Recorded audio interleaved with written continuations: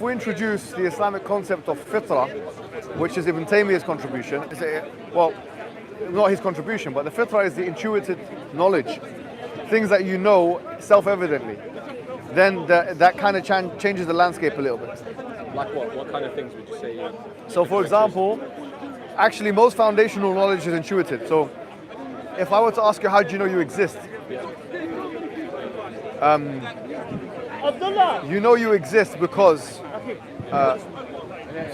you know you exist simply because you can perceive it? No, because you intuit it.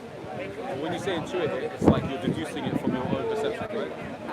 If you had no five senses, you'd still have there'd still be existence. But aren't you putting a level of faith in your senses in a way? Pardon? You're putting some element of belief in your faith in your senses. Yeah, 100%.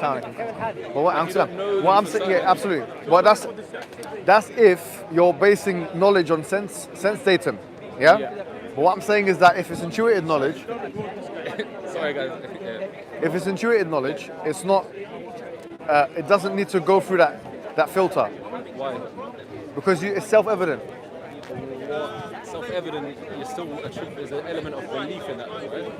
You can't know that it's self-evident. You believe. No, you would know that it's self-evident. How do you know that it's self-evident? Just because you perceive it. It's axiomatic, almost like you were born with that. It's some senses. Not senses. So the senses here are different. I'm recording. For me. So in epistemology, they have different ways of. I don't know how useful this conversation is to you. No, it's very useful. I think it's a very useful conversation. How you doing? I don't want to disappoint you. No. It's very useful. So what? It's going to be a very friendly conversation. All right. Anyway. Yeah. How you doing, man? Okay. Join in, man. This is just a conversation. Yeah. So that's in epistemology. There's more than one way of knowing things. Yeah. Yes. So obviously one of them is intuition. The other one is sense datum, like five senses, etc. Another third way is deduction, rationality, or whatever. And sometimes they can intermix. Like for example, for you to make premises, you have to have some induced, like inductively reason. Sometimes, yeah, possibly. No, but like for example, I say all men are mortal. Yeah, Socrates is a man, therefore Socrates is mortal. I still have to have perceived a man, and I have to have known what men are through my five senses. So induction and deduction mix with each other in that way. But intuition is kind of a standalone thing. So it comes by itself. It's like you just know you exist. You just know you. If I were to ask you how would you prove it logically, there would not necessarily be a method which you could use. So isn't it then a belief then, by definition? It's first-person experience. That's a form of belief, I think.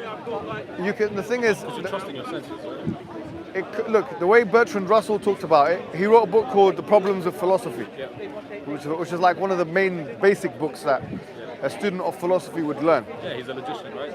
Yeah, and what he said was that he defined knowledge, he defined belief as something which corresponds to, which is some information someone has which corresponds to, or either doesn't or does correspond to reality of some sort.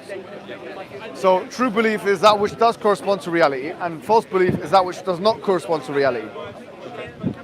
So the point is, belief and knowledge and belief are not two different things. Almost all knowledge you have is believed in you. You could argue, right? I agree. I do believe. So, but the point is how did we achieve the knowledge? That's the more foundational question. So, did you know it? And if you did know it, was it self-evident and so on? So we say, look, things like existence, there's no syllogism for how I can reason my own existence. There's no inductive method I can use to reason not just my own first-person subjective experience, but anything first-person at all, emotions included. Therefore, these things are unscientific in the sense that science does not have an access to them. So from that perspective, existence cannot be proven scientifically unless one reasons in a circle and says that we're going to check up human brains. But then if you're saying that you're checking up human brains using your first-person experience, then you'll be arguing in a circle, because you'll say, how do we know it's the human brain exists as the mind? You'll say we're using the mind to check the brain, and therefore we'll be arguing in a circle. So therefore, first-person experiences are first-person experiences. Science is in the third person, which means you have to do something to something. Whereas first-person experiences, I'm speaking about my own, like my own thing. So these are different forms of knowledge, and that's why, if you the beginning thing you said, you started off by saying that, well, could you not doubt everything? If we're using induction, abduction, or even deduction, I would agree with you, and I would agree with Fakhruddin al-Razi, who also said the same thing as you, which is that everything is ghalibu dhannin. Everything is a high probability. Like, we don't know anything for sure. However, if we put in the intuitive element, which is what Ibn Taymiyyah said in his contribution, then we have intuitive experiences, first person, which require no rationalization, systematic rationalization there. There's no discursive rationalization. In other words, you don't need to go through an inductive method or an abductive method or a deductive method. They can just reason it. You just kind of. No. It would be beyond that. It would just be something you feel. How much can you trust feelings though? Yeah, so that's a question that it goes back to you. So that's what Nietzsche like. Nietzsche was saying, I think therefore I am, is problematic because how do you know it's you that's thinking? So that's why probably the most concrete statement of fact you can make ever is that there is no doubt that there is existence. Now, how do we know that there's existence? Through feeling that. Now, if we don't have that intuitive knowledge, we wouldn't know existence existed. Now, obviously, it's corroborated by inductive methods, but it's not standard. Do you know what I'm trying to say? So, what we say as Muslims is that you're born with the belief that you exist, but also the belief in God. One God created, all those things. So you don't need, you don't need rationality in order to come to the conclusion of God. That's basically our premise. So you have the fitrah. You have the fitrah, yeah. Because you're born with it, you're born with it. And you're not born believing in Jesus Christ as God, or the Trinity, or Guru Nanak as the Guru, or even Prophet Muhammad, frankly, as a prophet. But you're born with just this intrinsic kind of submission to a higher being. That's how we kind of conceive it. Isn't the only alternative to believing that God created reality is that I created reality? Isn't that the only alternative? There's many alternatives like that. Like I said before, I is a presupposition. Yeah. So that's what Nietzsche said. I is a presupposition. It's a possessive presupposition. Yeah. But the thing is about creation now is a question of we haven't even reached that point yet because creation requires more like rationalization, cause and effect. Dependency, all those arguments that are made. But we're just still at the base rate of existence. Like, how do I know I'm here? I know because I feel it. That's actually a great answer. I feel that God exists is a legit expression of knowledge. Muhammad, I wanted to talk to you about Extinction Rebellion because I was here back in, I think, March or something. Yes. And I was talking to you about it. But can I just finish with him and then? Sure. Okay. Yeah. So what you're saying is, the instinct or intuition, you're saying this is more trustworthy than sense data and... I think it's more foundational because What do you mean foundational? everything else depends on intuition. Yeah. But why is that not a form of belief, like faith? Well, look, you're staking some faith in what you perceive. if you don't have a premise that we exist, then nothing can be said about anything, right? So what I'm saying is that premise. We work under the assumption. Pardon? We're working under that assumption. Yeah. So because of that, what I'm saying is that because you're working under that assumption that we exist, and that's an intuited assumption. It's not. You don't put that under a microscope. You don't put that into a chart. You don't deduce that. You feel that. You literally experience that. So because of that, it's the most foundational thing. Everything else depends on it. In fact. There's also how you define it as well, right? Because obviously there's some cultures define existence in a different way. So their intuition would say, yeah, we exist, but in a different format to the way that maybe we define our existence, right? You have pantheists and stuff like this. They have that intuition, but their concept of existence is completely different, right? Well, there is something.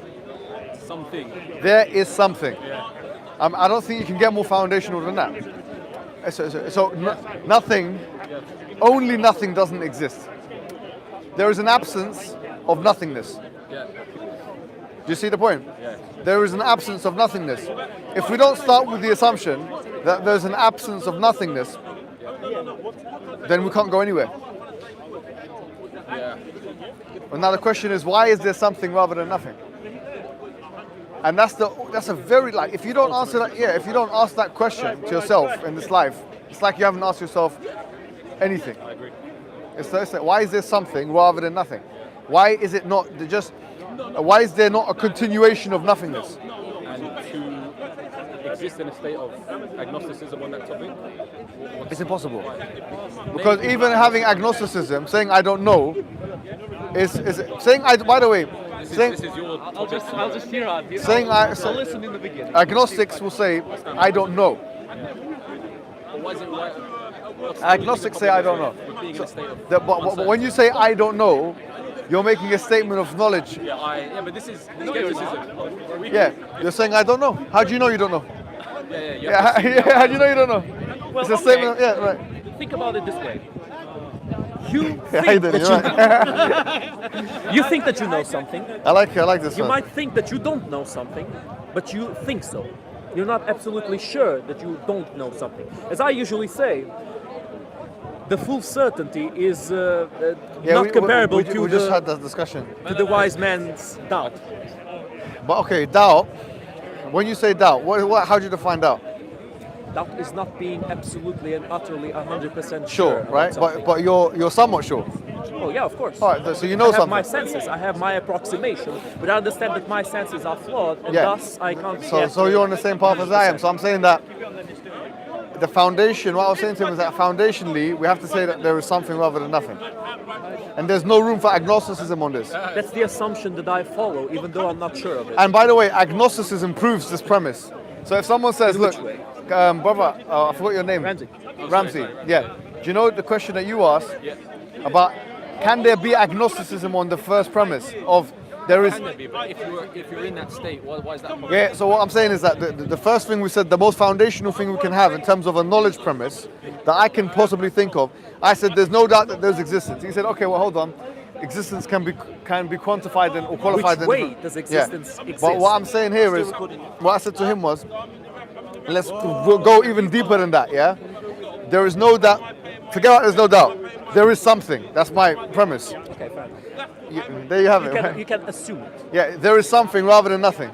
Yeah, of course, sure. Yeah, of course. See, there's no agnosticism on that point. No, but in which way does that something exist? No, that's a different question. I'll give you an Yeah, no, example. I'm not It's going a to- I'm different not going question, there. It's very relevant. For Yeah, I'm this. not going there, It's, though. Muhammad, it's very relevant for this. Let me tell you why. Your reflection in the mirror, it exists. It exists just like you do. However, it's only a reflection. It's not you.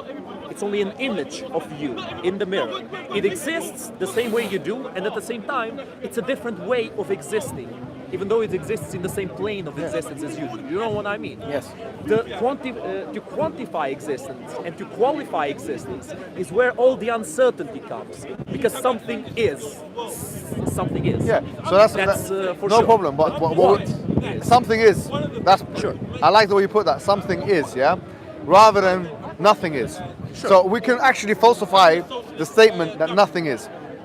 Well, okay, then we come again to the example of the mirror image. The mirror image exists, but it's not you. It's Yeah, not no. But a thinking what's your being. name again, bro? Sorry. Pavlov. Pavlov. All right. So basically, what I was saying was that look. So there are some things we can falsify. Of course, always. Right, You no, can but always falsify. no, like because you were saying that there's something. Like, this was the discussion before you came along. The discussion before you came along is how do you know something is 100%? Is not everything susceptible to some kind of casting of aspersion? And we said that yes, but there's one thing which you cannot cast any philosophical aspersion of, and if you do, you'd be shooting yourself in the foot, which is this premise that something is. Something is, sure. Right? can agree on that. Because if you say I'm agnostic to the fact that something is, your agnosticism is evidence that something is, which is your agnosticism. But again, it's Right. assumptions, though, isn't it? But you see the point here? So it's I that, don't think you're working at the agnosticism. yeah. So if we start with something is, that premise that something is something which is so foundational that it's almost unfalsifiable. In fact, the opposite of it, which is nothing, is totally falsifiable. Which is why a lot of the skeptics don't talk at all. Absolutely. They say nothing. Yeah. They can't make any Brilliant. assumption, you know? Exactly. So here, that's the thing. If we say something is, now the question would be why, or how, or what. The nature of it. Yeah. Ooh, but those are very, very Or who complicated even, questions. You see, and that's when we come to the conclusion that, okay, we can't really come to conclusions right away, but we can ask the question, and this is what I believe is the first question we should be all asking. If we can falsify that nothing does not exist, or nothing is not a correct statement in its entire sense of the word, then the question is, why is there something rather than nothing? Yeah. That's my question. Because without something, nothing doesn't exist. Say again? Without something, nothingness doesn't exist. Say that again? Why though? Yeah, why? Okay. I usually give this example. Imagine a blank piece of paper, and you make a drawing on it. With Example, man. Because I know what you were saying, but he's just saying Go ahead. the question is why is there something than nothing? It's not talking about the idea of nothing can't be possible without lining up with Why is there else. something There is and something. Yeah. Why is there something rather than nothing? The purpose Fair of enough. existence Maybe I is misunderstood. like that. Yeah. So what do you think the challenge is with not maybe ignoring the question or not treating it with the same? No, here's what I think. Look. Why is there something rather than nothing? Why is that so important? Yeah, that's because that's the foundational thing. If you didn't have the premise that there's something is, then we couldn't have any conversation, we wouldn't have any cognition, we would have no rationalization, there would be nothing to talk about, in a sense. The existence couldn't be justified. Asking the question why it exists. Why? Why is that important? Why is there something rather than nothing? No, why does anything exist? Why does anything exist is another way of putting it. Important question to you. It's an important question because it's the foundation for everything we're doing in our lives. But if you have a belief that you can't know that, for example, what's wrong with that? Look, importance is subjective, right? You can say it's not important. You can say I don't care about that question. Well, I can say it is important. Existentialists will say that it's a secondary thing. It's not. I see your point, but what I'm saying is that it's all like subjective. In a sense, you can make a point that it's not important. But this is where it becomes a bit of a theological discussion, or let's say philosophical discussion. Why is there something rather than nothing? My point would be this, is that atheism offers no answers to that question. You know, I'm glad that Will interrupted me because I think he was right about what he said. I wasn't really answering to the question. I thought of a different example. This is going to be a little experiment I'm going to do here. Let me ask you guys, does a pink flying elephant exist? What, in your mind or something? Now it exists because you imagined it. Okay. But the existence of the pink flying animal in your mind is obviously not the same quantification and qualification of existence as a real, tangible, physical world pink flying elephant. Okay. It still exists in here, in your imagination, but it's not the same. It's perceived in a different way. Exactly. I think that's the focus you need to take. We might be the product of the imagination of a being infinitely more powerful than us. Okay. And if we are that product of imagination, then you are right. And we truly are completely and utterly powerless in the face of Allah, or God, or That's all I needed to get from Yahweh, you, or man. whoever you want to talk about. That's all I need to say. I'm To joking. go into the probability of. But no, the point I'm... Exactly. Do you know... Of what I said being true. Yeah, forget about probability for now, because we're trying to work on foundations. Because you can't build castles on thin air, right? So when we have this idea of okay, there's something rather than nothing, and now we question, why is there something rather than nothing?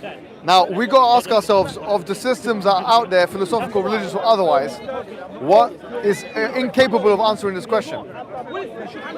It's impossible for an atheist to have any tools to answer this question. Because atheism... For anybody to answer this question. No. I would say that atheism has nothing to offer. It has no explanatory power. Pantheism has something, polytheism has something, monotheism has everything else, but that atheism has no explanatory power whatsoever at this point. You think you need the metaphysics? That's why I'm not an to answer atheist. that question. See, this is how we slowly get them out of... Yeah, do you believe you have to have? Some You gotta get Pardon? the gotcha do you believe you have moment. to have a metaphysical basis to address the question? You Yeah. can't answer the question without metaphysics. You can only answer it with metaphysics. I think that foundationally, it's an intuitive metaphysics. So yeah, in that sense. Intuitive. Remember we said that But you said humans have intrinsic. Yeah, that's a belief in God, metaphysics. But I think that's a belief. Is that that's? Yeah, but it's not something physical, is it? Because metaphysics is that which is not physical. Do you feel you have What an- did you say about do you believe you have an innate disposition to believing in God? Do you think You there's know, something in you? that is a very interesting thing that we could talk about, and I actually changed my mind about that. Nowadays, most people who live have some kind of faith, some kind of belief. Maybe in a God, maybe in an entity, maybe in energy. Some people just believe in energy. But in a higher source, in a higher Yeah, power. exactly, Right? Yeah. exactly. Most people, the vast majority of people, have some kind of belief.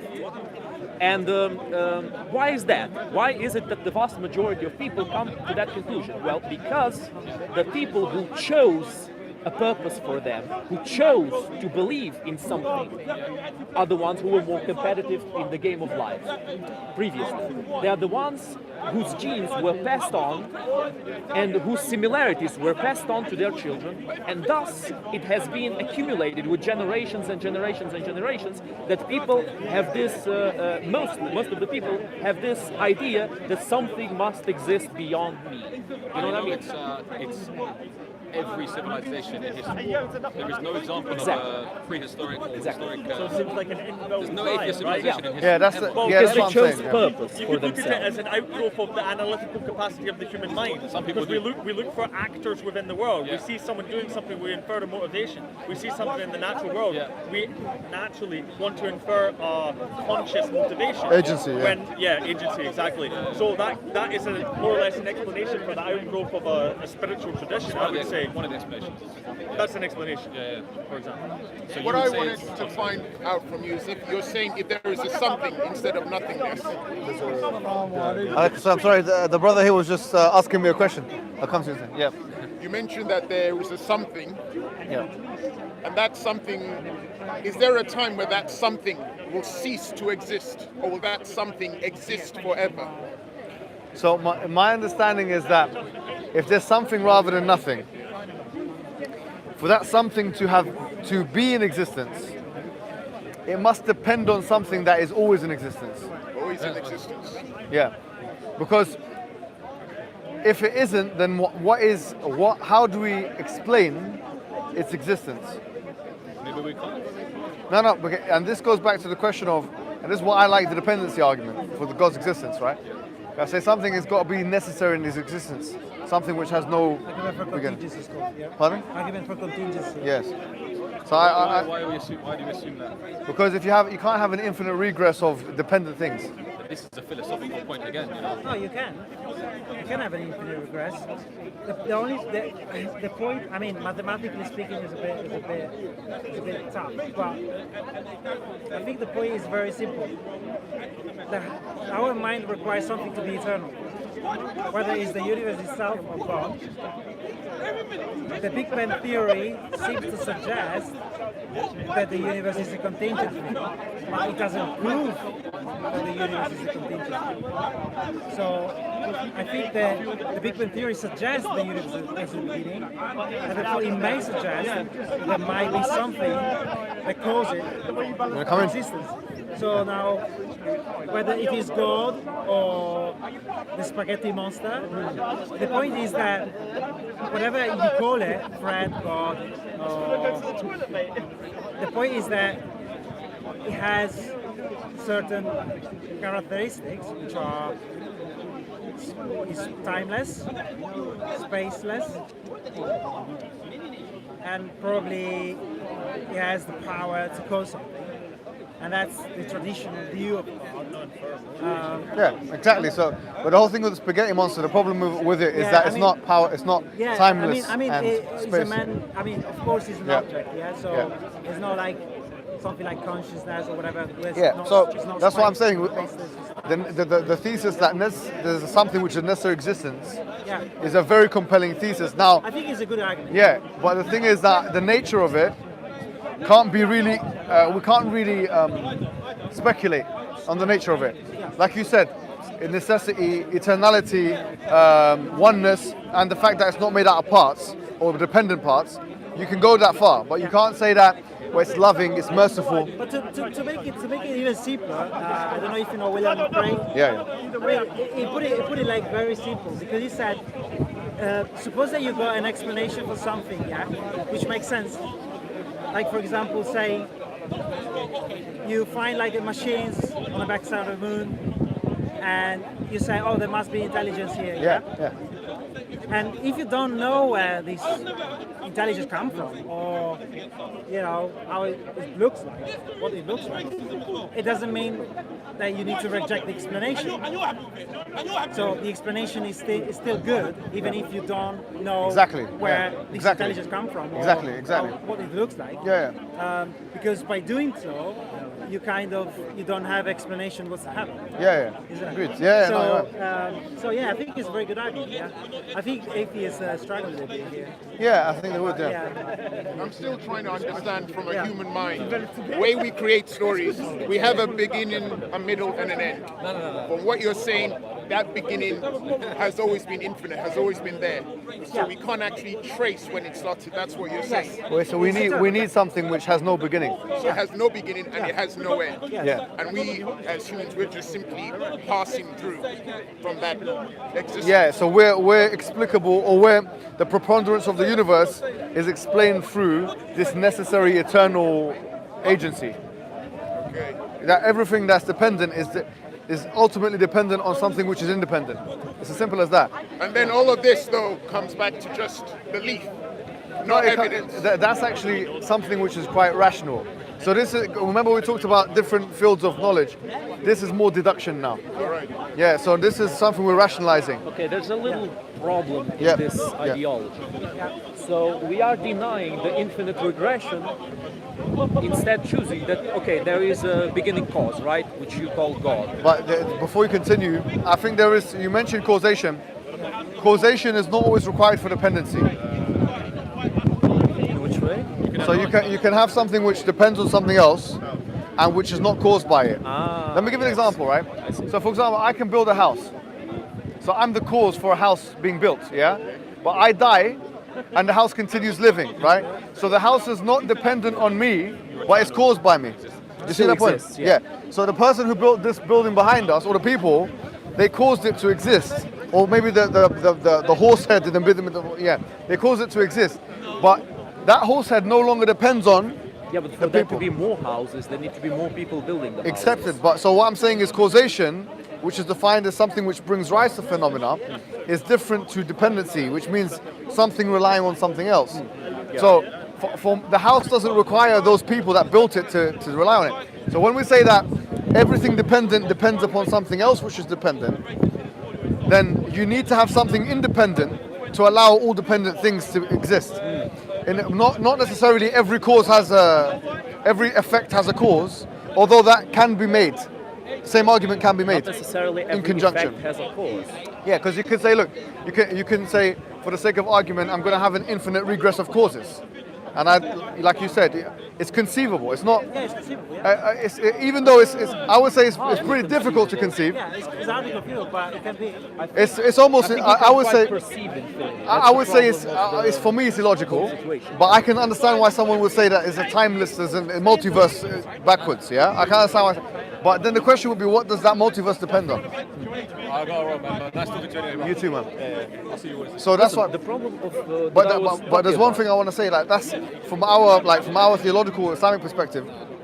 Well, if you look at the basic definition of God, it's literally that. It's a Qul huwa Allahu ahad, He's one and only, Allahu samad, the thing that everything depends upon, and He depends upon nothing, the independent one basically, that is eternal, lam yalid wa lam yulad, that He doesn't give birth, nor is He to give birth, Walam yakul lahu, there's nothing like Him, Walam yakul lahu kufuwan ahad, there's nothing like Him, so He's the necessary existence. So what we would say is that William Lane Craig, you mentioned him, he would take it that far, he would agree with these points, but then he would say God is 3 in 1 and 1 in 3, which is Trinity God. We would say that's problematic. So that's why we would say, look. But I think it doesn't really matter. Trinity doesn't. I think the problem with religions. They can be right, all of them. So one of them can be right, But I think that Extremely likely. oh, Probably extremely likely. yeah, None of them. one of them can be right. But I think that all of them they try to use God arguments, like which philosophical arguments like God are really good, and they try to track them back to their religion. I think it's not very fair because there's no direct connection between Islam and the God hypothesis. There's no direct connection between the Christians and the God hypothesis. So I think that the God hypothesis is something that needs to be taken separately, and then you can move to. I think I actually agree. I agree with you. Move to religion. Yeah, I agree with you. But I think there is very good evidence for God. Yeah. I'm quite sure. What evidence is that? Wait. What we were just Before we discussing. go, this is a completely different ramification of the conversation. But we need to know this. But before you do it, let me just clarify what I was saying a while ago. The same way that you use God to get out of the infinite regression paradox, God also is an infinite regression by himself because God is infinite. And no matter how But you it wouldn't try be a to- regression because it wouldn't go back. It just stays Well, back. Not if God is necessarily, because it's infinite, just, there are many parts of infinity that contradict each other. If God is infinite in But we wisdom, wouldn't knowledge, say that. benevolence, We wouldn't say that is infinite. power, Say that they is eternal. contradict each other. The thing is, we haven't got to that stage yet, as we said, right? Yeah. He's right. The point that he made is interesting. Let me just quickly mention it. So he said that you're right.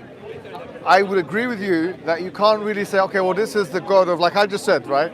This is the God of Quran, whatever, and therefore you have to be Muslim. That would be a ridiculous argument. But what we can do is we can say anything that does not fit these parameters that we've just talked about would be problematic because it's illogical. So, for example, if I said if God is a man, sorry to say, yeah. So, well, if you say God is a man, that denies his the eternity, the necessity, the so on and so forth. So we might not be able to. The Christian God, But we might. So what I'm saying is that we might not be able to prove religion necessarily in that sense, but we can dismiss religion. So we can say, look, this religion that chicken is God or a goat is God or a human being is God is a false religion because it says that, okay, something which is meant to be unlimited is limited at the same time, which is a contradiction. If So, God and- has yeah, unlimited yeah, power, yeah. he has the power to limit his power, to limit himself, then- or even to destroy himself.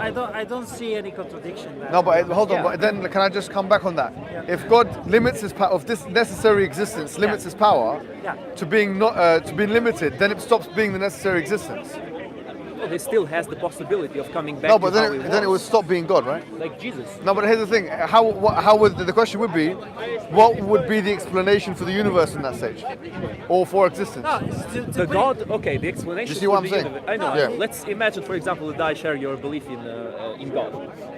In that case, the God who created the universe and who made everything, exist, he decided eventually to remove most of his power. Yeah. The universe was still started Then by that- that then God. that God is who no longer removed God, power because he stopped being God. He Yeah. removed the power. So that's fine. from So you have no himself. God now. So now we have an atheistic world, right? Well, without that initiation, without that beginning, Yeah. there's still the universe that God Here's what I'm created. trying to say is that a necessary existence, by definition, can never cease to be. Because a necessary existence is something that can never be imagined in any other way. It's eternally one way. It can never change. It's something which is, in a sense, unchanging, right? Look, but in that case, Nothing can can supervene on the nature of his necessity. So nothing can change him from being always there and always powerful. Now, if something does change that, then what we have is a state of affairs where existence becomes inexplicable again. So in other words, you always have to have a necessary existence that's eternal. If you don't have that, and you say, well, that necessary existence can limit itself, then in effect, that necessary existence would be a contingent existence. It would be a possible existence. It would no longer be a necessary existence.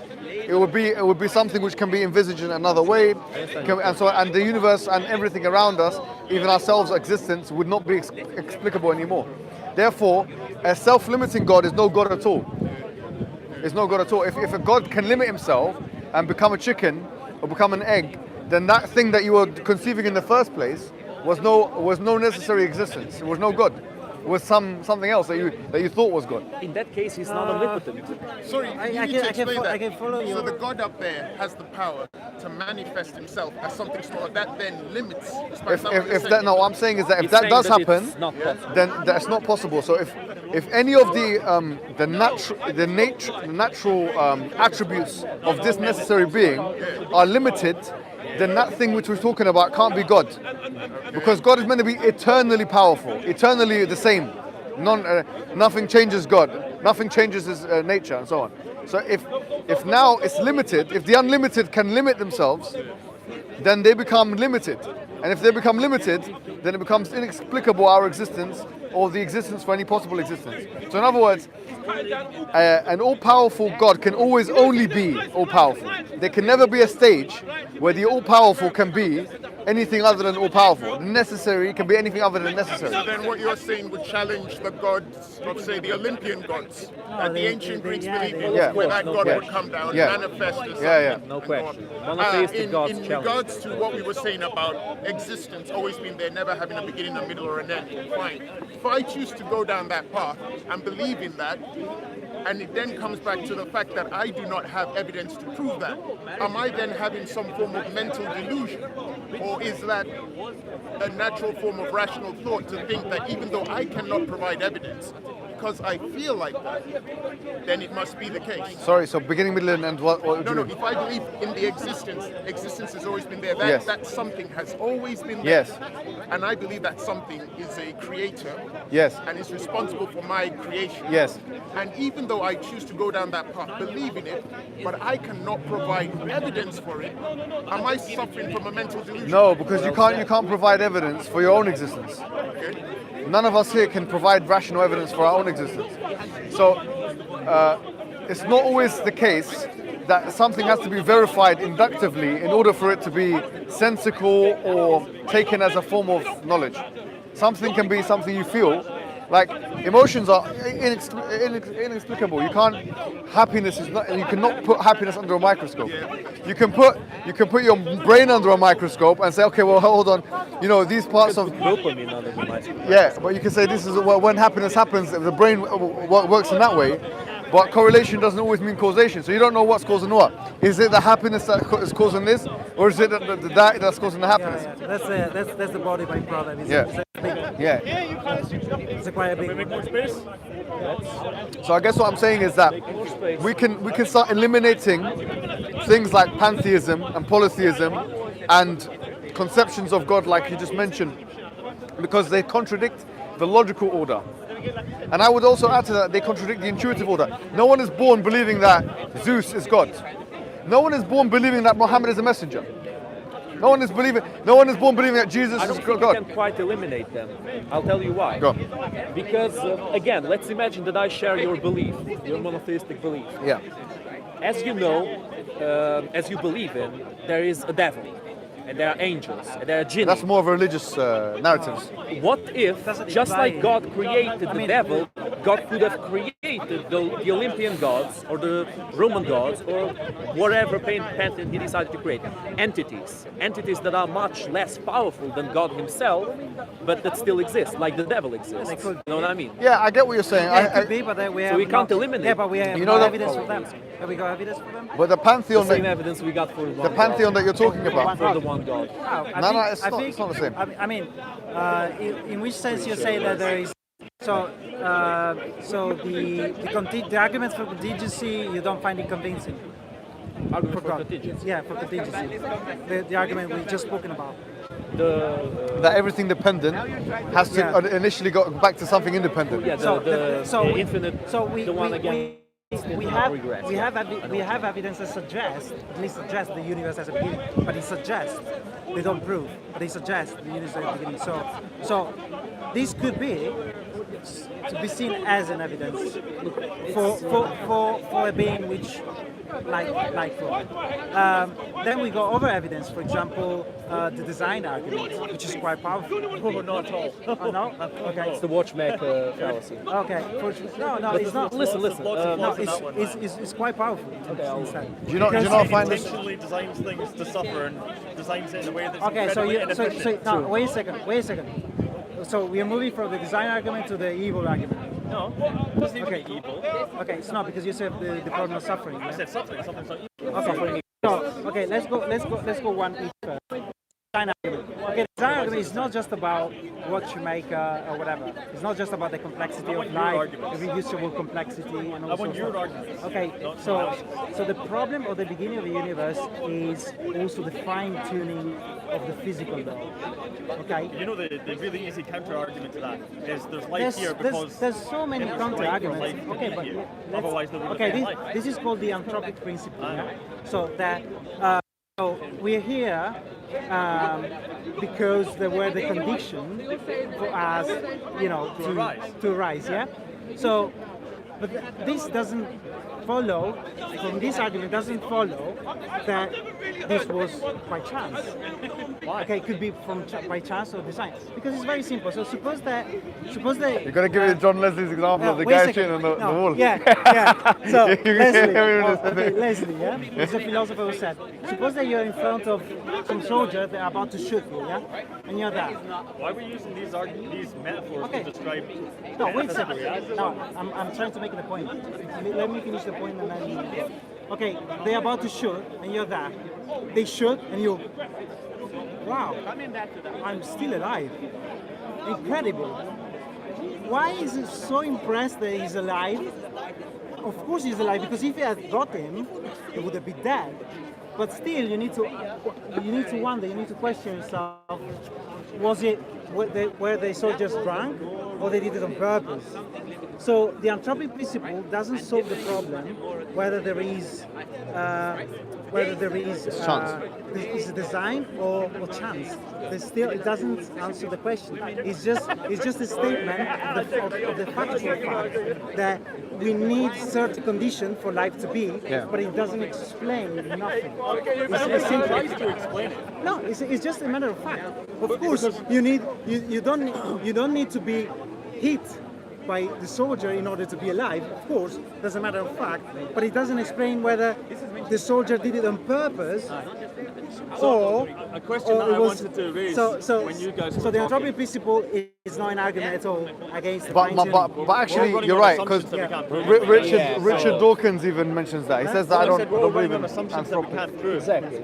So it's not like there's a high ground. That's Which what it assumption? always comes to when we speak assumption? about infinity. Infinity no, is an idea that goes beyond our logic. It breaks Something that I wanted to say is that when we talk about this idea of, I think the words don't help us, like with creator and God and such, because we seem to imagine a being, right? So my question is like, why do some people infer that this entity has a will?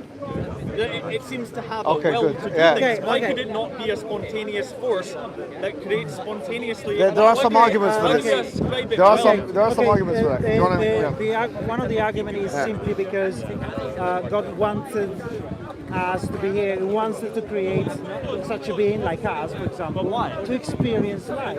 But then I could say, what's the why to that? What's the logic to that? What's the reason to that? And there wouldn't be much of it. In But- the same, but in the same before- way but- as parents wants to make a child. Before we get to what's your name again, We're bro? equating man to God. What's your Yeah, name? but Then we're yeah, but the we're child of making parents is equal to the parents. We are not equal to God. At least that's what you advocate for. No, but but you're not responding to my argument. I am said- responding to your no. argument. Let me Because you come in- can't let me come in compare for a second. God created 'Cause- humans to parents creating a child because parents are equal to the child they create. God is not equal to the humans He Yeah, creates. but I mean, at least according to you. I mean, in some religion, of course, you Yeah, have but not in that- this religion. Not no, in I mean, in some monotheistic religion, I mean, in different concept of God, God created us on His own image. For He's example. equal to us. Huh? He's equal to us. No, in His own image means that He created us. No, but Pavlov, there's as- another. Sorry, one more I thing. wanna know the In answer to that, in though. terms of the will argument, Okay. because you asked. Now, first of all, one could argue we don't even need to go there in a sense. I would like an answer though. No. I will definitely give you one. But then we go. But can't. then I want to go to. No, the I'll give you. problem. I'll give you what people have said. But then I want to go to the problem. Yeah, of course. the Problem of evil. Yeah, the problem. Well, one thing at a time, guys. One thing at a time. Let's not convolute. Let's not muddy the waters. So, in terms of the will, there's a theory called the theories of particularization. Now, the theory of particularization, or which referred to as takhsis, it's written about by the medieval scholars, is the idea that, for example, this cup here is one way rather than another way. So this cup here for example, let's say it's a white cup, right? So it could have been a black cup. It's conceivable that it could have been a red cup or an orange cup. Of course. Okay. So the fact that it's one way rather than another, You're going for Plato. the question, no, not Plato. The question is that why is it one way rather than another way, right? So the fact that it could have been another way, and it's actually this way, implies that there's an external sorting mechanism. Now, for example, in the world that we live in, someone decided that I'm going to make this paper here going to be white rather than black. Some mind decided that. Some will decided that, right? Just like God. No, in this world here, right? So, for example, some guy in a factory. Yeah, I know what you mean, but it's equating that so, to God. So The attributes of man. So we the equate argument, to God. the argument is that the fact that the universe is, philosophy. the fact that the universe is one way rather than another way implies that there's an external sorting mechanism. Just in the same way as you would imply, if you see anything that can be conceived of in another way. Now, however, if you're not convinced with that argument, I'll say no problem. Well, I just Because the point It's is, a lot like Plato, really, like Plato's world of perfect Forms. Of forms. no, exactly. it's. I'll tell you where it corresponds with Plato. Plato says that there's an infinite amount of possibilities, and they're not actualized in the real world. So there's a mode of forms out there which has all of the other possibilities The in there. absolute shape of everything. Shapes, numbers, whatever, yeah? Ideas. So he believed in that because he realized that how could it be that everything that could potentially be is not in reality? So he said there must be some realm out there which supersedes the realm that we live in. The point I'm making, I disagree with him, by the way. it's neither here nor there. I mean, lots of people disagree with him. But the point I'm making is that the fact that you have something which is one way when there was a choice, X amount of choices, suggests that there was an external sorting mechanism that decided on the choice. That decision is referred to as a will, because when you have so many different choices and there's one thing, because this is what one scholar, his name is Abu Bakr al-Baqillani, Arabic scholar, yeah? By the way, William Lane Craig takes all of his stuff from these guys, yeah? Just to let you know. I know. He wrote in his book called Tamheed, he goes this, he says, look, he actually mentions a jug. So it's handy that we have a cup in front of us. So look, you have a cup, or let's say you have a jug. It's shaped in one way rather than another way. There was, let's say, an infinite amount of shapes this cup could have been. But it's this shape rather than X, Y, Z way, right? So he said, there's only, if you think about it, there's only 2 or 3 options you can think about as to why this cup is shaped in this way. Option A is that it has intrinsic qualities that allowed for it to be shaped in this way. So in other words, the cup has within it attributes that mean that it had to be like that. Right. So he says that if that was the case, everything with the same qualities would pop into existence at the same time. Because if it was self-explainable, and it's not explainable by an external sorting mechanism, then all of the things with exactly the same qualities would be in existence at the same place at the same time.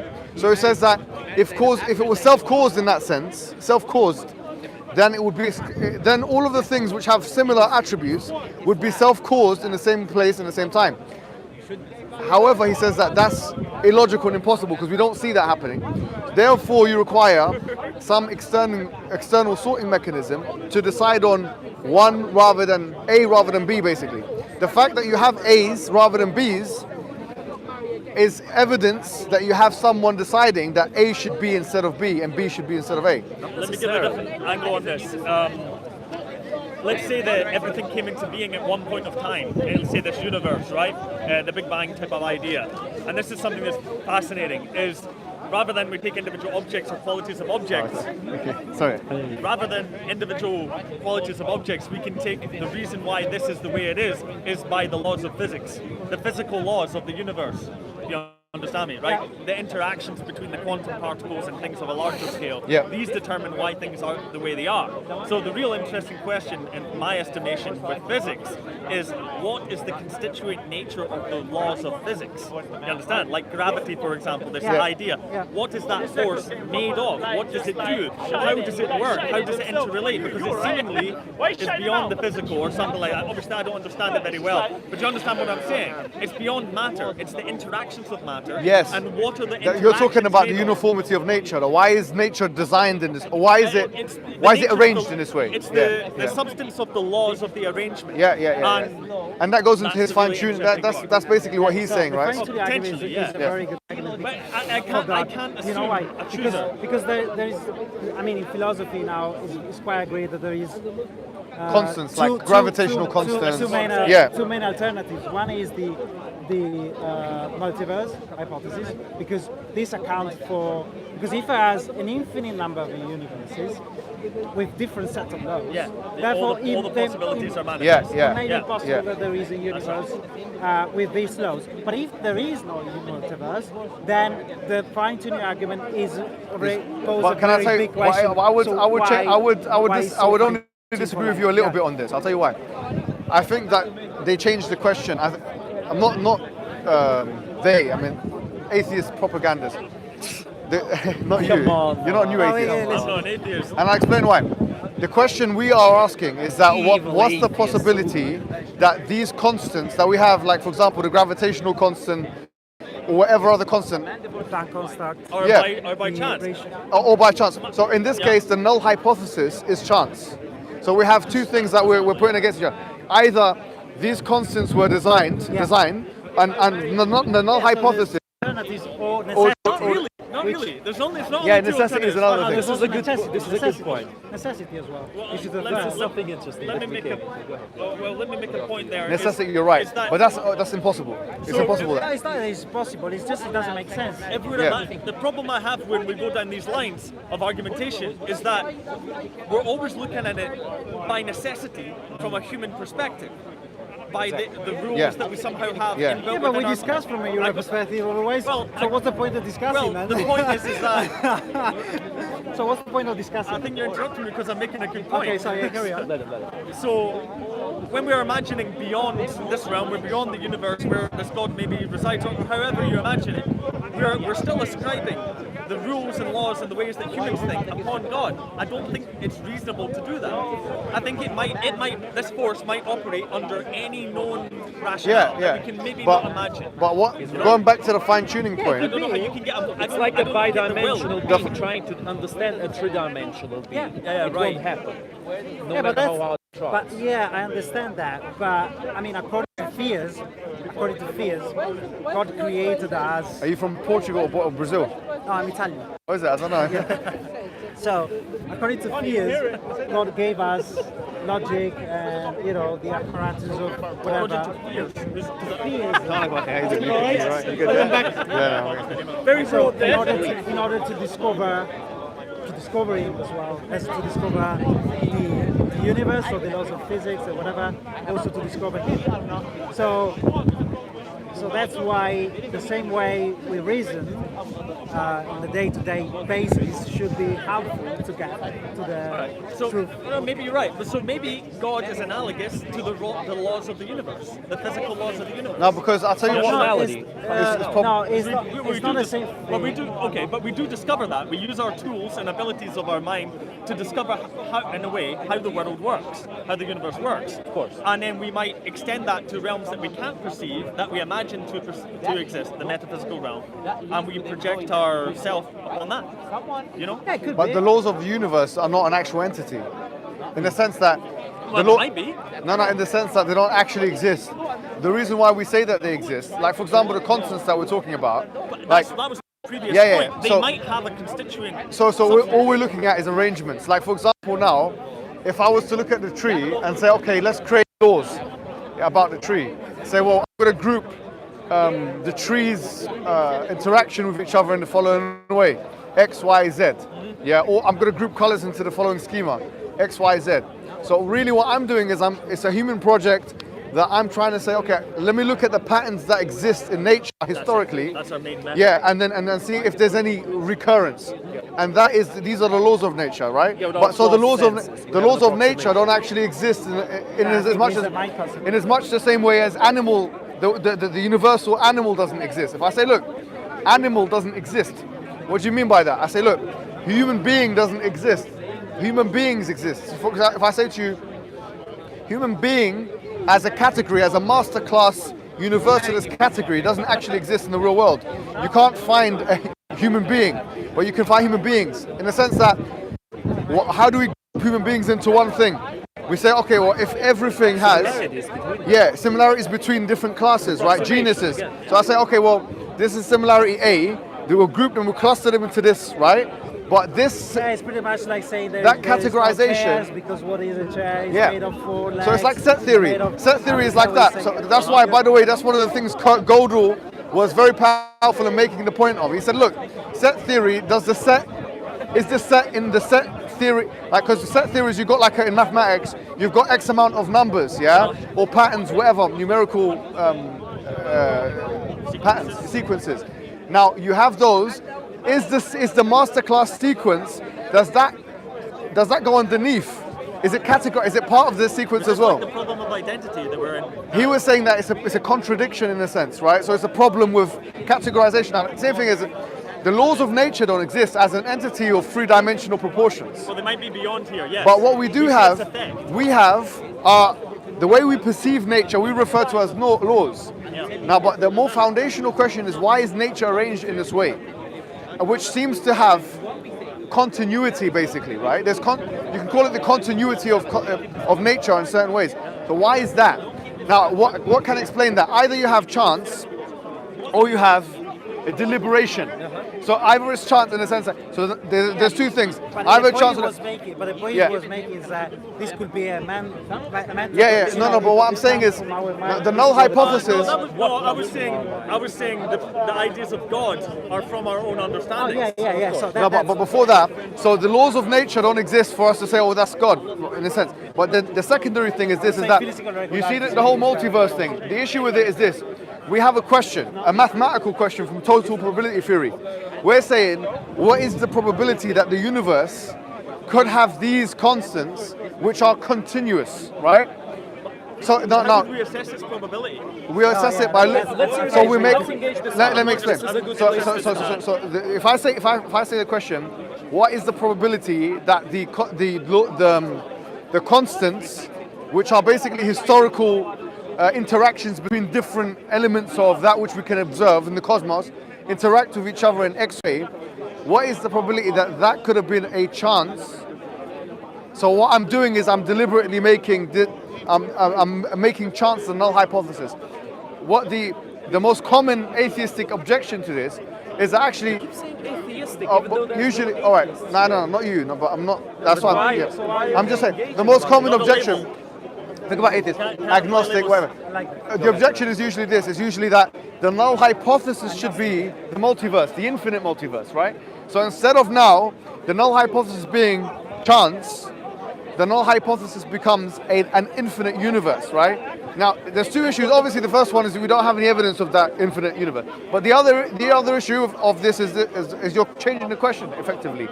You're changing the question of something that is what is the possibility that this universe could have been that could exist with these proportions? That's question A. We're changing it from this universe, which is a definite clause in the English language, to an indefinite. So we're saying now, question changes to what? What is the possibility that a universe, indefinite, can be, with these proportions? Now, if you say a universe and you make the null hypothesis an infinite multiverse, then you have the possibility of anything existing, including what, by the way? Including the truth of religion. No. Because there's a possibility that Muhammad existed and that he was a true prophet. That possibility materializes somewhere, right? In the multiverse. So if you make the null hypothesis an infinite universe, you have everything. Everything is possible, basically, literally. So, but that's the case. Yeah. Everything is possible. So then, But now let's engage so this. then Islam is the only religion to say wasn't making the argument that it's you the only true proposed. religion. So you have to, if that's possible, then it's true. I'm gonna Well, it's that's being why we don't facetious. call ourselves. Yeah. Even though you I like like to it, brand guys. everyone I like atheist. it. But guys, it's been a pleasure. I'm gonna walk around. I need to close one. Next Sunday, I'm gonna come back. It's been good, man. Thank you very much. Next time, if you're here next you, man. Sunday. What's your name? We're here on Jan. Jan. Nice to meet you. I have a very good friend of mine. I grew up with him. His name is Jan as well. Just All right. Sunday. Go through أنت okay السلام عليكم أخي كيف حالك ها سلام شيخ how you doing you okay you right الحمد لله ما شاء الله you're not bad Jazak Allah Khair. Assalamu alaikum. Is this one? Is this one, brother? Assalamu alaikum, brothers and sisters. Hope you enjoyed that. It was a bit of a long one. It's finally over. Hashim's asking. Say assalamu alaikum to everyone. Hashim is live. Assalamu alaikum wa rahmatullah. From Speaker's Corner. How's it been today, Hashim? Another Sunday. It's been alright. I came a bit late today. I had a few earlier commitments, so that's the reason I couldn't come early. But alhamdulillah, I think from the turnout, considering the weather is good as well, so alhamdulillah. You come early majority of the year, so it's alright. We'll allow you. Let me off this time. Yeah, inshallah, we'll do live ones. There's Sheikh Muhammad. Say assalamu alaikum, Sheikh Muhammad. السلام عليكم ورحمة الله وبركاته. May Allah bless you for your knowledge, my brother. وياك جزاك الله خير. وياك. Omani style. What's it? يعني between Omani. He's there. You couldn't make up his mind this morning. Evolution of the turban. May Allah bless him. Yes. Okay, guys, we're gonna cut off now. It's been a while, as you can see. It's coming up to Maghrib. Hey, assalamu alaikum, akhi. How you been, akhi? You okay? MashaAllah. Huh? I've been on live. No. Which one, brother? No, guy, I had my headphones on. I don't know. I'm not sure, brother. Camera guy. The camera guy, yeah, he's Muslim. Yes. Wa alaikum salam, akhi. Jazak Allah Khair. And his brother Mansoor, we're recording this talk for you guys. And you should be, you should have it online a little bit later today, inshallah. Subscribe to us, you know. He said something about subscribing to SCDawah. That's excellent. Okay, brothers and sisters. Jazak Allah Khair for all your support. Assalamu alaikum. Rahmatullahi barakatuh.